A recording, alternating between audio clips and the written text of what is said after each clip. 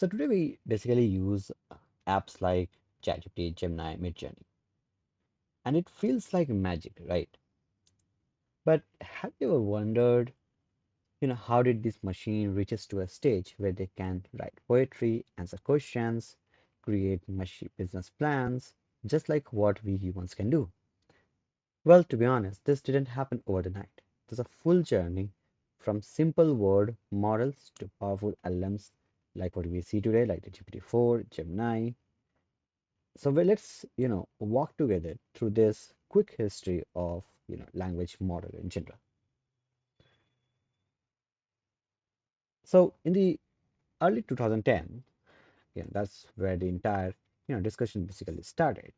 So in early 2010, the AI researcher realized that there's a very basic thing, which is, whatever the words that you are looking into, right? These are not isolated, which means that these words have some sort of the relationships with each other. And this, was there with every single word. For example, you see king and queen are connected. Similarly, you can go about words like Delhi and India, apple and fruit. All of these words are basically somehow connected with each other. But if you give these words to if you feed these words to computers, right? The only problem is that computer will basically see these words as random letters, right? Like K, I, and G. To computers, it does not have any connections, no connections at all, which means no meaning. And in order to solve this particular problem of the relationship, the scientists came across, you know, with a new technique called as word to vec. So in 2013, a team of researchers at Google decided to create and introduce something called as the idea of vectors. So instead of seeing words as just letters, right? That we see from the previous example, it instead it basically converted the entire word into something called as a vector. Now vector on the other hand was a list of numbers and nothing very fancy, and these numbers were totally based upon the surrounding of words it appeared with.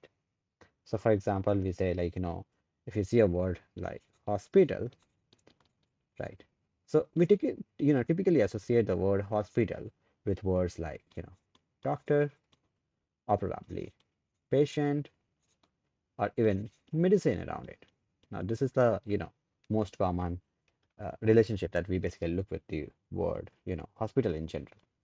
So the computer learns that the hospital is somehow related with doctor, patient, and medicine. Similarly, when we talk about the the previous example we saw with the word king, so what they basically did was they basically converted this king into numbers, right, called as the vectors. Now it can be represented as like numbers like 0.21 or probably 0.77 or even a negative words like minus 0.55 or anything. And similarly, the word queen basically had a similar sort of the vector, like converted into some sort of the numbers altogether.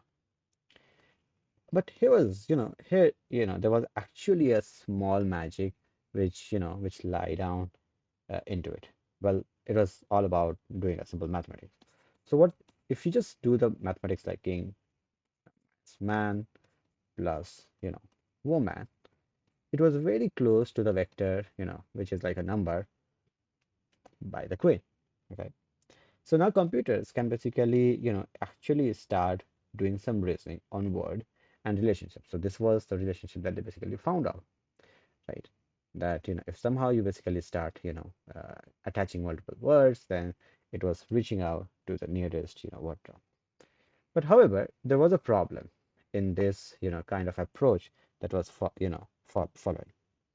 So what do work, you know only understood words individually.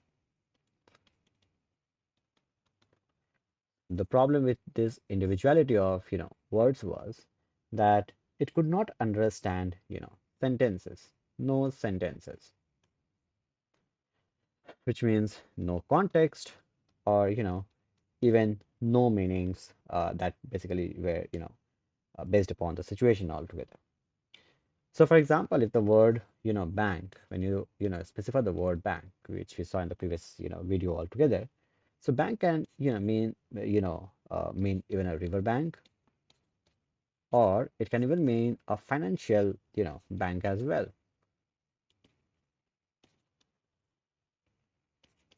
which means what to Vec could not understand which bank are talking about. So, the world in general, basically needed something which was very smart altogether. And, that was the part when, people started thinking, oh, wow, we need to basically, come across with something which is much more smarter. And that basically came across with a new sort of the invention, or you say like a new sort of the model basically came across. And the introduction of something like RNNs happened. So RNN basically it was all about, is called as the recurrent neural network. And later on, we also introduced something called as the LSTMs. LSTMs basically stand for long short-term memory networks.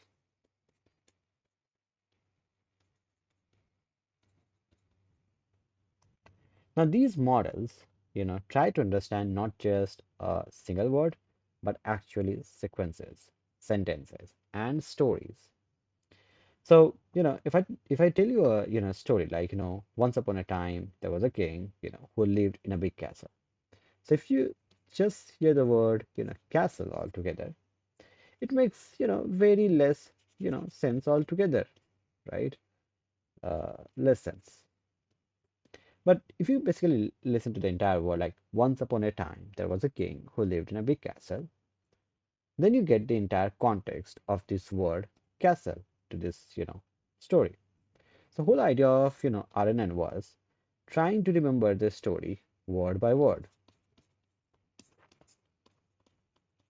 So technically, RNN was all about, passing information, from word to another word. So each word updates basically the memory. So if you're, writing the same word like, once upon a time, right? So once will update the word like upon will update the word like a time and so on and so forth, right? Uh, well, LSTM at this point, basically made it, much better. So, LSTM introduced, terms called as something called as the gates. Now, it was a special mechanism to decide what to remember and what to forget. So, for example, if I, speak a sentence like, the movie that I watched yesterday was amazing.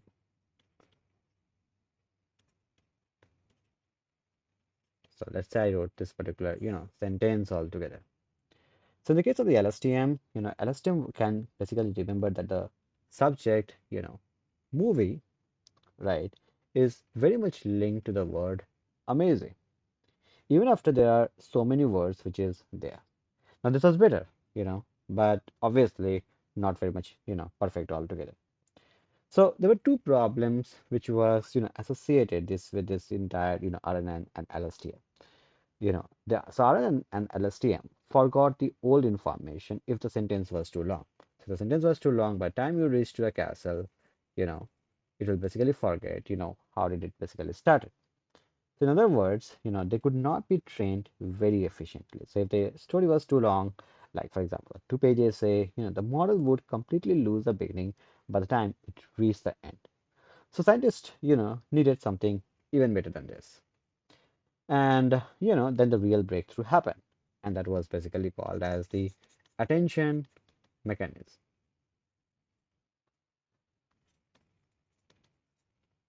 So again, group of scientists, in Google developed this something called as the attention mechanism in 2017.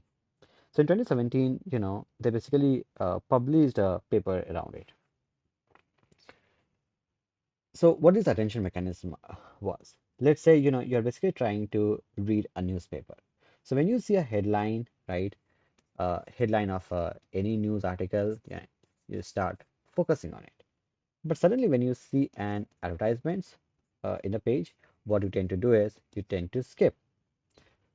And that's exactly what the attention model allows you to do the same thing. So what attention model basically does is attention, focuses on more important words and pay less attention to the irrelevant word.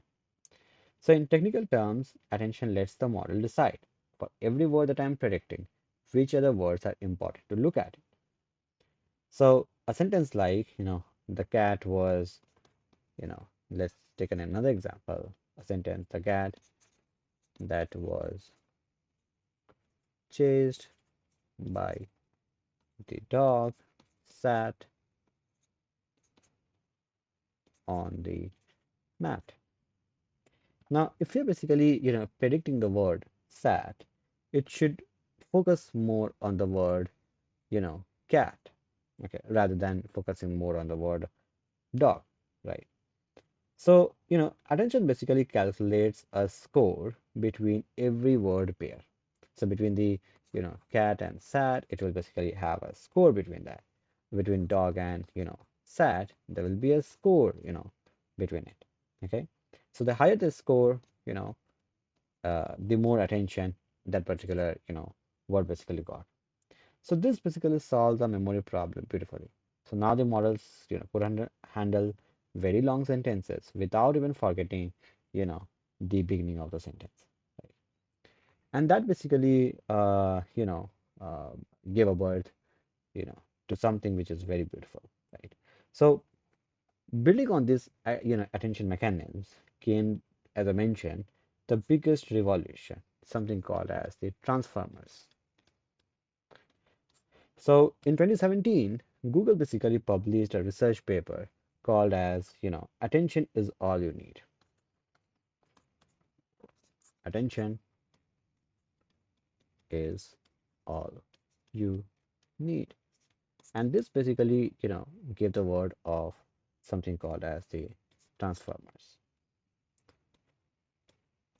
That was the idea, So instead of using the RNN and LSTM, they basically created a new, architecture that only used attention, and that was, basically the transformers. Now, transformers had a huge advantage.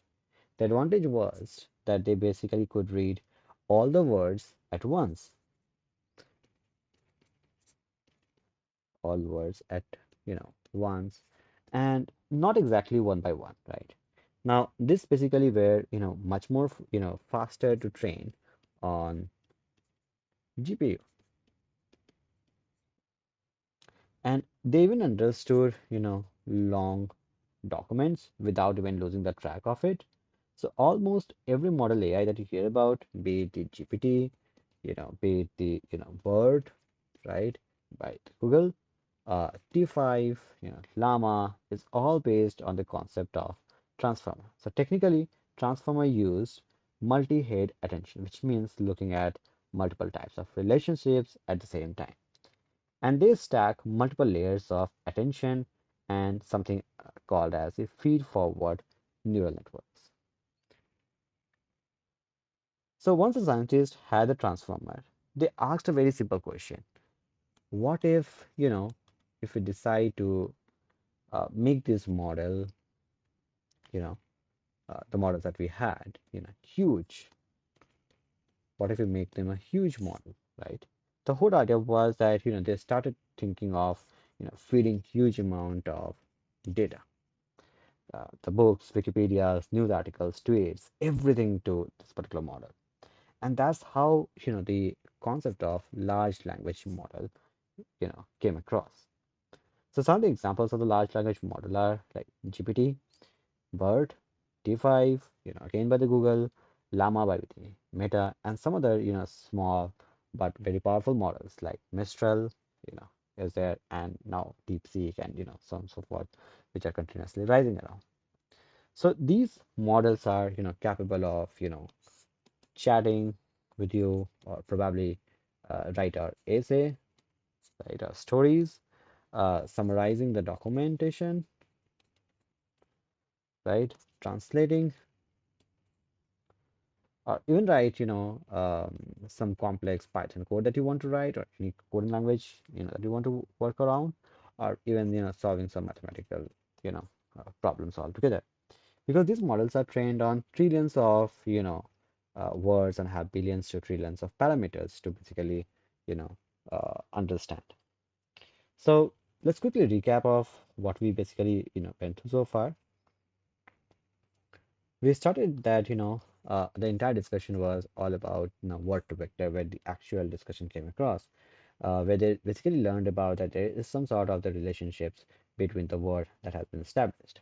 Building on this, they came across with RNNs and LSTMs. RNN and LSTMs were all about learning the sequences, but the problem with them were they had very limited memory. So they focused on something called as the attention mechanism. Right. Now, this attention mechanism was basically focusing on the important words and giving less priority to the, irrelevant words. Based upon the attention, they came across with something called as the transformers. Now, these are parallel, uh, had a very powerful, architecture all across. And when you started feeding a lot of information to the transformer, they came across with something called as LLMs. The whole idea of the LLMs was it was massive, super smart model changing the world. So when you understand this, entire journey of how did, it started from a simple building up a relationship between the words to a full-fledged LLMs that we see nowadays, you are not just understanding, the AI, but you're actually understanding the future in general. So LLMs are not just science fiction anymore. They're basically, changing how we work, how we learn, how we live, and that's how the whole era of AI has transitioned into. So next video will look about something called as the tokens and embeddings. Right, that is going to be our journey altogether. And tokens and embeddings are basically a secret language of the machines to read and understand the words. Right. So I'll see you into the next video altogether. Thank you for watching.